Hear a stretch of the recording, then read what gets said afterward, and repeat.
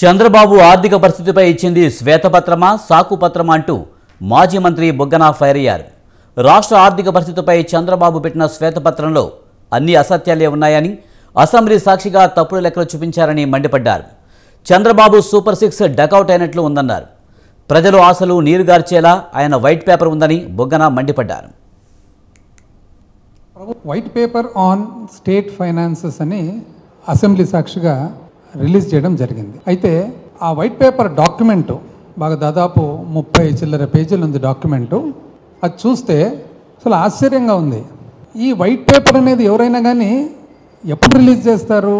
మీరు విజయవంతంగా మీ పరిపాలన మొదలుపెట్టి ఈ విధంగా ముందుకు తీసుకోబోతున్నాము, ప్రగతి మార్గంలో, అభివృద్ధి మార్గంలో ఏవైతే కొద్దిగా ఇబ్బందులు ఉన్నాయో, డెఫిషియన్సీస్ ఉన్నాయో ఈ విధంగా రిజాల్వ్ చేయబోతున్నాం అంటే వైట్ పేపరు. ఇదేందండి? వైట్ పేపర్ ఇచ్చేసి క్లీన్గా చేతులు ఎత్తేసినట్లు ఉంది ప్రభుత్వం. ఇంత లావు డాక్యుమెంట్ కూడా అవసరం లేదు.